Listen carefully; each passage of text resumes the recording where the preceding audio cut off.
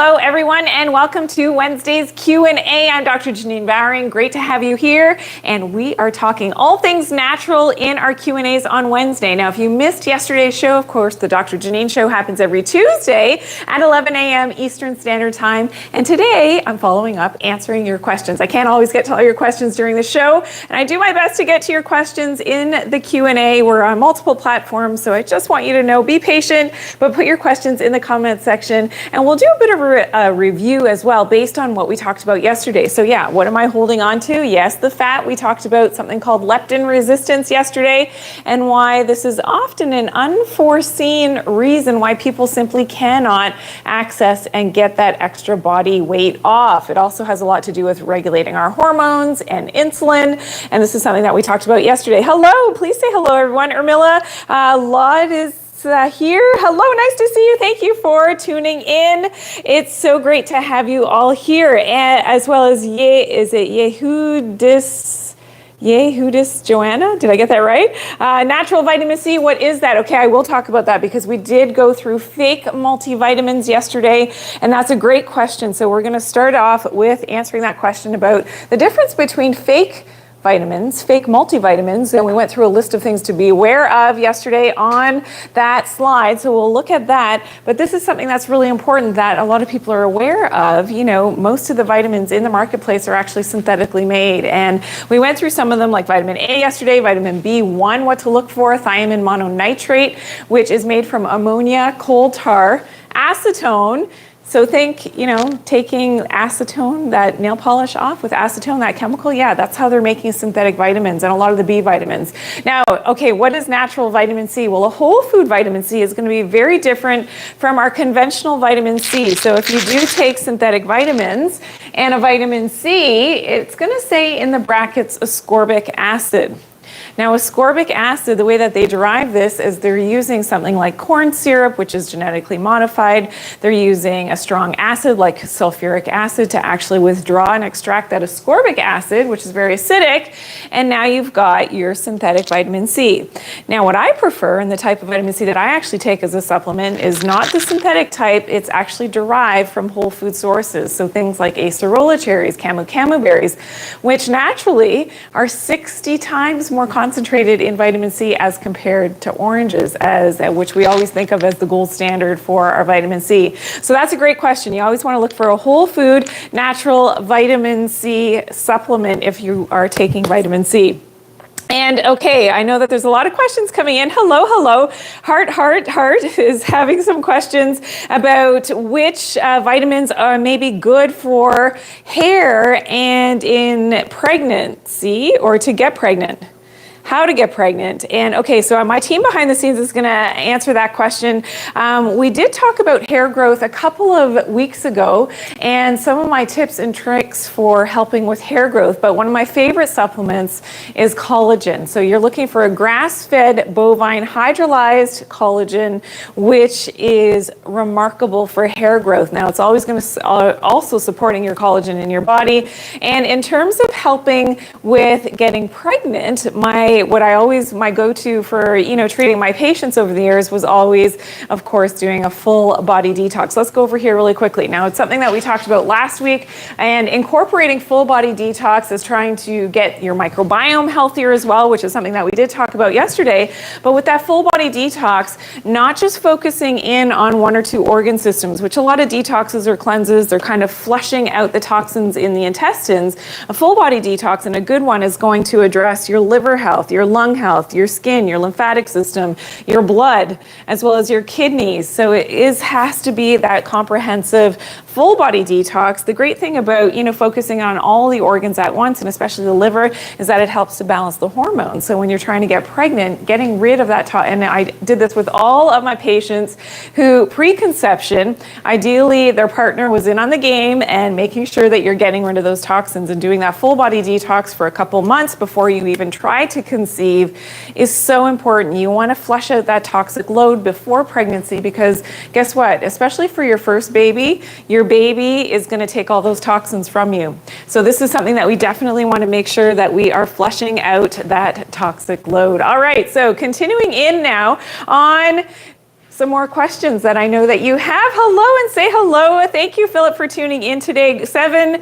Hi, Doc. Nice to see you. Thank you, thank you, thank you. Okay, more questions about hair. So in terms of graying, premature graying of the hair, that's something that we can definitely improve. Our mineral status has a lot to do with that. So copper deficiency is something that we talked about yesterday, as that can be related to some deficiencies and with vitiligo, so whitening of the skin. So you're losing pigmentation when the hair is turning white prematurely. I mean, it is inevitable for a lot of people. However, that melanin, we want to maintain that. Copper status is important. And I'm going to talk a little bit because I'm going to review vitiligo and, of course, the whitening of the skin.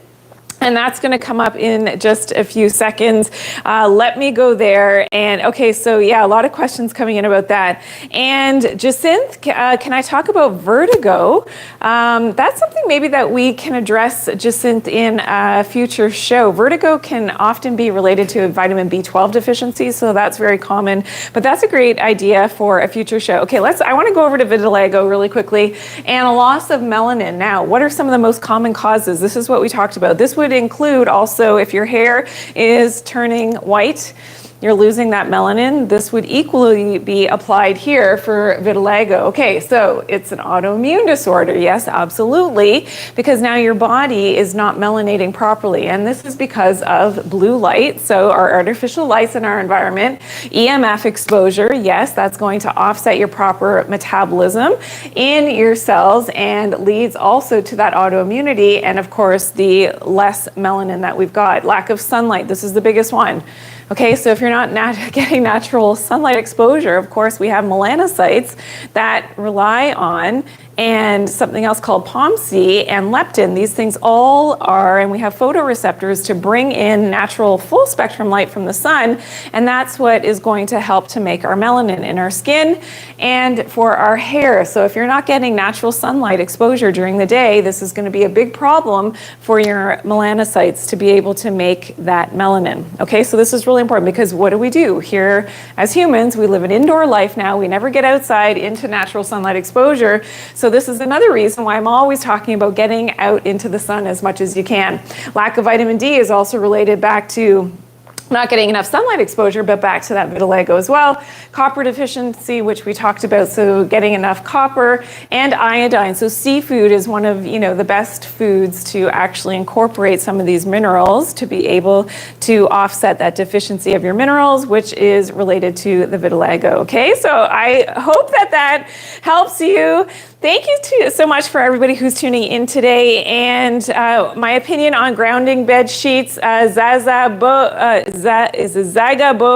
1313. Yeah, I use them in my home. You just got to make sure what they're plugged into is properly grounded in a safe environment. That's the only caveat. So if you live in a big city, that may not be always the best option because of all the EMFs that are underground, but that's a whole other story, okay?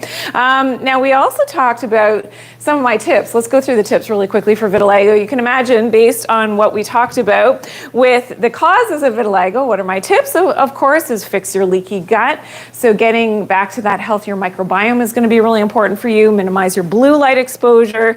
Of course, eliminate, if you can, minimize your EMF exposure. I don't think we can ever completely eliminate EMFs, but how much and how close you are to your cell phone and your Wi-Fi and things that are plugged in around you, that is something that you can definitely mitigate those risks and increase your distance between yourself and some of these things, okay, in terms of EMF. Sun exposure, you got to get outside, get out in the natural sunlight, and that is ideally as the sun is rising, midday for the UV, because remember the rays of the sun change throughout the day. It's something that I've talked about in my next book, which is coming out very soon.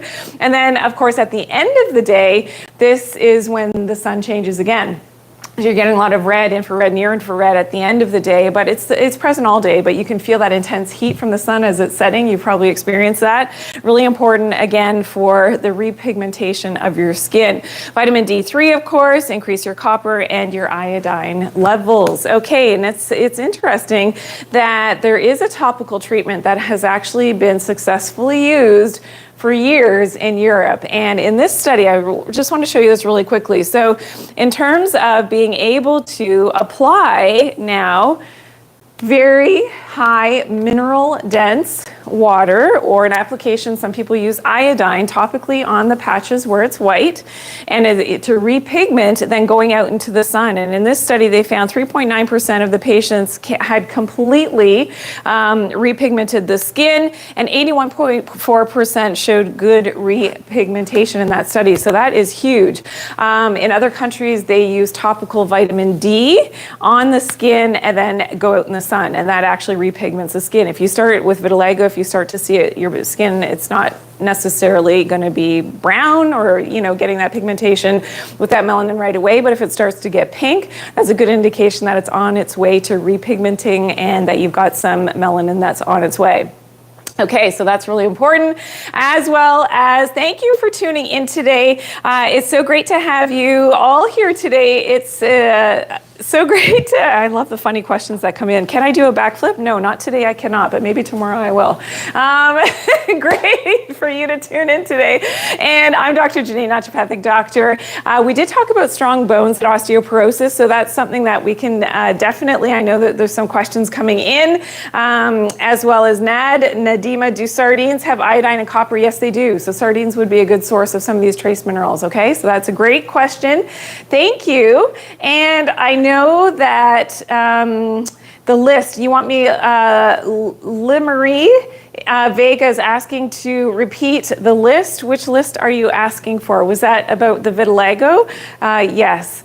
And we can go there, just confirm that that's what, what are grounding sheets? So there's sheets that you actually purchase. There's a special sheet that you can put on your bed, and you plug it into the ground of your socket. So not into electricity, into the ground. So that's connected with the ground. Or you can attach it to a rod outside that's actually in the ground, and that keeps you nice and grounded. And there's some good research around the grounding sheets. I just find that it's been a game changer. I have them, all my kids have them. We all have the grounding sheets, which is amazing for a good night's sleep, but also it's very anti-inflammatory. You've got to get grounded. But even better, of course, is go outside, take off your socks and shoes, and connect with the earth. That's the ultimate way how to ground yourself. All right. Okay, 5191, sunscreen is against vitamin D or not? Yes, most sunscreens will block the ability of your UVB rays to penetrate, and so that you can make your natural vitamin D from your cholesterol. So that's important, as well as for making our own vitamin D, we need to have good liver and kidney health as well, which a lot of people don't realize. So people can be out in the sun and maybe you're getting a tan, but you're not necessarily increasing your vitamin D levels because your other organs are compromised, so they're not so great at actually converting into that active form of your vitamin D. Okay, strong bones. Maybe we'll go over here because my skeleton is over here. Please say hello, everyone. It's so great to have you here today. Answer your questions based off of yesterday's show. Please share today's live and make sure that you are subscribed and that you are following me if you're here for the first time. It's so nice to see so many new people here that tune in every week. All right, now we did talk a little bit yesterday about osteoporosis and how do we maintain strong bones. I think we can do a little bit of a review here because I know that, you know, some people maybe missed yesterday's. Okay, so what are we doing? Here are my top tips for maintaining strong bones to prevent osteoporosis, of course, is to do some exercise, some type of weight training. I will go through some of my favorite yoga postures. That's going to come up in just a second as to helping with your bone density. Of course, the sun again, vitamin D, you see a common theme in most of my content. This is so important. Vitamin K2 is going to tell your calcium where to go. So if you're deficient in vitamin K2, even if you're getting calcium in your diet, maybe you're taking a calcium supplement, it's not necessarily going to go into the bones where it needs to go. Vitamin K2 is going to make sure it gets into the bones, into the teeth, and it's like the air traffic controller. So, you know, in a picture a busy airport, okay, now around, you know, Paris and the Olympics, and everybody's coming in and out of Paris, right? So if there wasn't a good air traffic controller, which is your vitamin K2 for your calcium in your body, there would be chaos, and those planes would be going in all the wrong places. Now, for vitamin K2 deficiency, it's going to tell that calcium to go and dock where it needs to go, into the bones, into the teeth. If you're lacking in vitamin K2, what's happening, unfortunately, is that it can get into your kidneys and cause kidney stones. It can go into the arteries and cause hardening of the arteries. So that's not what we want. You always have to optimize with a good quality K2. All right, so that's important. Magnesium also helps to direct calcium where to go, but you don't take them at the same time. This is where a lot of people are getting it wrong in terms of supplementation. And not just any calcium. If you're going to supplement calcium, I always prefer a coral calcium, which is sustainable. So you have to look for that. It's fossilized coral calcium, and it has a bunch of other trace minerals. So things like boron, rubidium to actually help with that proper bone matrix and actually maximizing that proper absorption of the calcium. Grounding, again, a common theme, and of course, yoga. So let's take a look at some of my favorite yoga postures that are great for bone density. So plank. All right, give me a 1 in the comments if you like to do your plank. I know I asked this yesterday, but this is really important. Awesome, awesome. For those of you who love to plank, I did quite a few today in my yoga class. It was so challenging today. It was a hot yoga class, and I swear it was like 105 degrees just walking into the room, and then we had to do the yoga after that. Charlie, you do your planks. Okay, is Charlie the only one? Okay, Kathy, of course you do your planks. Awesome, awesome, awesome. Dead in the poo one, no planks, that's a 0? I guess not. Okay, well, planks are great for your bone density. Love them. Okay, another posture that's great, of course, is the downward dog. And who can do this? So there are a couple people in my yoga class today who were not doing headstands. They were doing full handstands and being able, they were side by side. I swear that they were competing in the class, and side by side doing that handstand. Kudos to them. That's super hard to do, and it is amazing for those of you who want to definitely build up your bone density, okay? Because you're working against gravity here, and you always have to break down the bones a little bit for them to be able to restructure. Okay, any other questions that I've missed as I'm talking? Music paradacion. You don't do planks, that's okay. There's a lot of other things that we can do to build our bone density. Lifting something heavy is always really, really good. And thank you for sharing today's live, Daffy Bears 41. It's so great to have you here today. And Ermila's saying, oh gosh, no. Yeah, I know.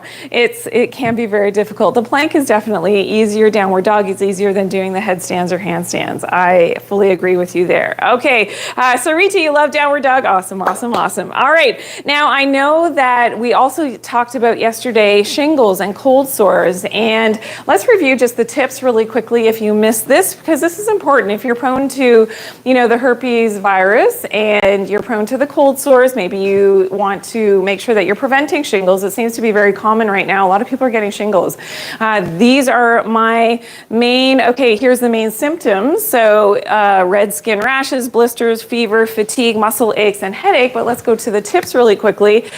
Definitely vitamin C. So often, and this is something that we just talked about, a few moments ago when we opened up today's Q&A, making sure that you're getting a whole food vitamin C so that it's derived from natural sources. That's going to be a big, big distinct difference when we're talking about shingles, cold sores, okay? You've got to optimize your vitamin C levels. Your immune system is working really hard to fight off that virus, and this is where we deplete our vitamin C very readily. So getting a whole food vitamin C is very important. Okay, as well as a lysine, which is an important amino acid that helps to support killing that virus. And there's some foods, and we'll get to that in a second, some foods that are actually higher in that L-lysine, and other foods that maybe you should not be eating so much of when you've got a cold sore, you're fighting through the shingles, okay? We'll come to that. Oh, okay, we're here right away. We'll come to that list in just a second. That was a sneak peek. Okay, sunlight, of course, as well. So yes, natural sunlight exposure is going to help with all of your circadian clock mechanisms. This is important for your immune system and just getting you in sync with nature again. Probiotics, definitely important for your gut microbiome and your immunity. There are specific immune supporting herbal medicines that I love as well. Can we look at those really quickly? I think we have it. Yes, mega. So this is mega. So remember mega. Marshmallow, which is called Althea, great for supporting, it's a demulcent herb, so it helps to sort of soothe irritation and inflammation that's happening when we're fighting a cold, flu, or virus, or what have you. Okay, the echinacea is like a natural antibiotic, so that's important. American ginseng is very tonifying to the immune system, so this is really important if you're fighting through the shingles or a cold sore. And astragalus, again, it's known as a deep immune herb, and I love this combination. It's actually something that I take if I'm coming down with something. I give it to the kids, my husband takes it, and really important for tonifying and sort of ramping up your immune system so that it can fight things off, especially at the first sign. Often with shingles, people, let me just call this out. I didn't actually say this yesterday. With shingles, you could feel like a little bit of like a sort of uncomfortable, sort of a little bit of a tingle, and it can kind of come and go over the day in your rib cage. So usually around your rib cage area here in the back. And that would be like a first indication, okay, I got to do something. I take my vitamin C. I got to, you know, make sure I'm getting my good night's sleep, which is important for, of course, your immune system.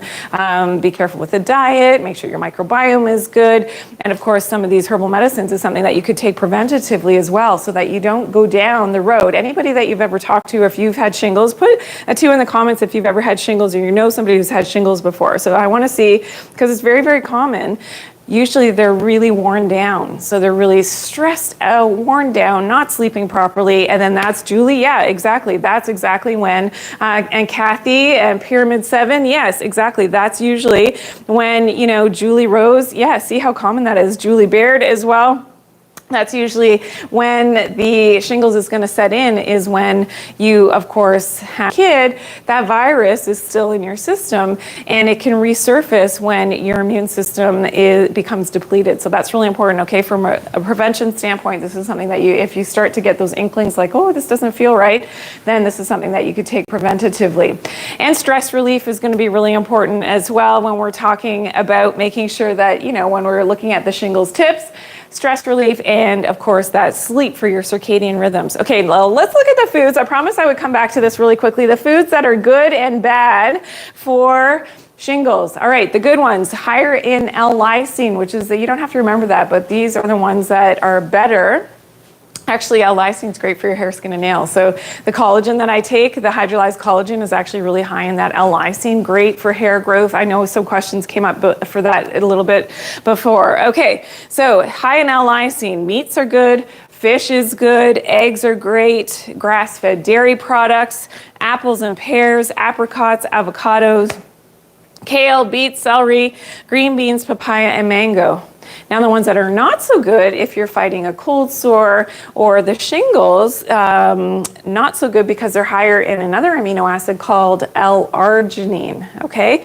So tomatoes, wheat, Brussels sprouts, nuts, grapes, pumpkin seeds, blackberries, chocolate, sugar, and asparagus tends to be, even though they're still, and I'm saying that they're bad foods, they're still somewhat healthy foods. Yeah, really healthy foods, but not when you're fighting shingles or cold sores or the herpes virus, okay? So just so that you're aware, if you want to screenshot this, it can be really, really helpful, because a lot of people like things like chocolate and nuts. Those are some of my favorite things, but if you're fighting shingles, it's not going to be the best thing for your immune system at that time. All right, so there, I hope that helps you. Julia, your immune system is compromised? Oh no, and yeah, okay, so this is Julia, this is a big question. So Julia is asking about if your immune system has been compromised and you've been fighting something, and then you've been given conventional, I'm guessing conventional antibiotics. Well, here's a problem, and can that affect the way that you think? Well, there's something, let's go here first. There's something called the gut-brain connection, okay? The gut-brain axis, it's called. So there's a connection between your microbiome and what's happening in your gut and what's going on with your brain. Now I'm gonna bring Lucy's brain over here, because I'm gonna continue this conversation, because I want you to really be impressed upon the fact that that gut-brain axis is really important, that you're keeping your microbiome healthy. So here's the thing with conventional antibiotics. What they do is they wipe out your good flora. Okay, so they're killing the bad bacteria. So if you've got a urinary tract infection or you're fighting some chronic infection, the antibiotics are good. They'll usually kill off that bad bacteria, but they kill the good guys as well. So those are your probiotics, okay? Now there's a connection, remember, imagine this is your gut microbiome, I'm gonna explain this, and then this is your brain. That connection is going to have a problem, and there's gonna be a bit of a disconnect if this isn't healthy down here with your gut microbiome. Now, what am I talking about? Okay, let's talk about the bad guys. Let's say the urinary tract infections, the bad bacteria. Maybe it's intestinal parasites and worms and wormy things that are happening in the gut, and your immune system isn't necessarily fighting this off so well because you don't have enough of the good guys, your probiotics. So probiotics, of course, are your friendly live bacteria that are in your gut, and we've got thousands and thousands and thousands of different good bacteria. We're actually more bacteria and organisms than we are human cells in our body. So this is how important it is that we're taking care of that healthy microbiome by having enough of the good guys. Now, when you've got enough of the good guys, even when those bad guys try to come in, so maybe it is the shingles, the herpes virus, or maybe it is, the parasites, or it is the bad bacteria, the E. coli trying to get in for your urinary tract infection, if you've got enough of the good guys, then it's not going to happen. They're crowded out because you have that healthy microbiome. So this is really important that we're taking care of that microbiome. Certainly some probiotics are better than others. Natural sunlight exposure is important. One of the strongest ways to actually get your microbiome back in sync is to be outside in nature, getting grounded, taking your shoes off, just being around things that are natural. That's going to help with your proper flourishing of your good probiotics. So that's really important. That's another reason that I don't always remember to talk about, but of course, the connection with the grounding and your microbiome. So taking off and actually connecting your skin with the earth is really important, especially out in nature. Of course, that's going to be the best way to do that for your microbiome as well. Thank you. Okay, so there's a question coming in about saving the live for replays. Yes, so Akalapua Designs, that's a great question, great handle name too. Yes, so on different platforms, definitely the show is always there, so you can refer back to it if you're just tuning in late right now. And if you're here for the first time, please put a 1 in the comments. Make sure you hit that subscribe button that you are following, so you can always tune in. And just as a quick reminder, on Wednesdays at this time when I am available, I always go live, hashtag Ask Dr. Janine, so you can start using that hashtag, and it's 1 p.m. Eastern Standard Time. This is when I'm able to answer your questions, and usually I'm answering questions based on Tuesday's show. So on Tuesday, of course, if you're new to my content, that's my live show. The Dr. Janine Show is every Tuesday at 11 a.m. Eastern Standard Time, so please make sure that you tune in next week. We play prizes, and I will announce, we play 4 prizes, I should say. I will announce yesterday's winner in next week's show, so you got to tune in. And yesterday we played for the calcium. And this is the whole food calcium from our great sponsors at VitaTree Nutritional. So we thank them for sponsoring the show and the Q&A. It's so great to always have their support. And okay, Sandra's asking best herbal medicines for the brain. Okay, so yeah, if there's a lot of inflammation, well, I have a whole protocol. It's actually all weekend. I was on television talking about brain detox with a specific formulation to be able to help with not only blood flow to the brain. Where did I leave? Not my brain, but Lucy's brain. Okay, we'll go over here. So helping with blood flow to the brain, but also helping as a brain detox. So that combination is, of course, the chlorella. Now, chlorella is fantastic because it's a blue-green algae. It helps to trap heavy metal toxins, amazing for that brain detox. Bacopa is another herbal medicine that I love for the brain because what does it do? It acts as a specific antioxidant. So when we've got free radical damage, this is important to trap those free radicals. And then another herbal medicine, another one of my favorites is ginkgo biloba. So that combination together is something that I take. I like to take that, once in a while, but I also take it regularly because I'm always doing a lot of studying and research. And it's like flipping on the switch for your brain power. And I always do regular full body detox myself anyway with, different combination of herbal medicines because for me, it's important to stay always ahead of that toxicity. So when you've got symptoms of toxicity, whether it is the chronic headaches, it could be the skin rashes, the eczema, the psoriasis, it could be chronic acne as well. If you've got bad breath, these are all common symptoms of having that toxicity and especially if you're trying to lose that weight, it's something else that you definitely want to, target in on balancing those hormones and doing a bit of a full body detox, which is important. That's another thing that we did yesterday. We talked a little bit about leptin resistance, and this is something that, if you don't know what that is, please check out my other content. It's really important that you learn about leptin resistance. We also, again, just to sum up what we talked about in yesterday's show, if you missed it, the vitiligo, so the whitening of the skin, as well as how to build our melanin back up, which is important not only for our surface, but melanin actually goes deeper into our tissues, something that I hope to talk about in next week's show, actually. We'll talk about POMC and the melanocytes and how that all works with our internal organs and why that's important that we're getting sunlight exposure on the outside so that our body can bring it in to things like our brain tissue, okay? And we have leptin. Okay, we have leptin really quickly. Okay, so let's talk about leptin for a few seconds. All right, here we go. So here we go with leptin resistance. What is this? Well, leptin is a hormone. We did a little fill in the blanks yesterday. Wasn't that fun? Leptin is a hormone that is given off secreted by our fat cells. And now what happens when we've got the leptin resistance, to make a long story short, there's a lot of inflammation in the system. The leptin can't be picked up properly by the brain. And now the brain is getting the signal that there is actually not too much leptin.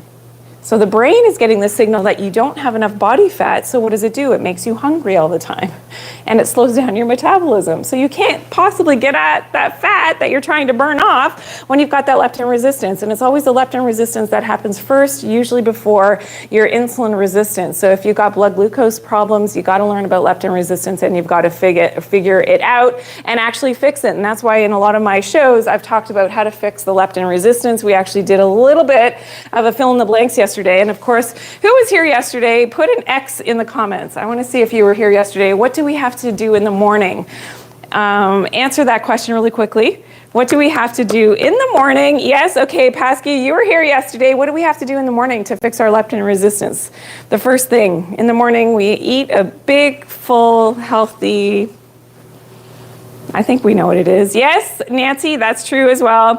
Pasky, eat a large breakfast. Exactly. Okay, music to my ears. Awesome, awesome, awesome. Okay, I do want you to join me on Tuesday at 11 a.m. Eastern Standard Time for the Doctor Janine Show. Now, next week's show is going to be very special. I'm going to share my ice cream recipe, but it's not just any ice cream. It's a high protein ice cream that's low carb. There's no sugar in it. It is so delicious. You're not going to believe it. And I have a new beauty secret as well, so I'm going to be sharing that on Tuesday's show. So I hope to see you then. Make sure that you are following, you are subscribed, so that you always get my newest and latest information and all my posts. Make sure that you continue to comment. Thank you for all the hearts and all the love that came in today and throughout the week. When I don't see you, I know that you're commenting and you're sharing, you're liking all my content, which is amazing. We'll also talk about POMC, remember, and those melanocytes, and why, again, it's so important to get some natural sunlight exposure. Okay, we'll see you next time. Thank you, everybody, for tuning in today. Have a great day, and you're all blessed. We'll see you then.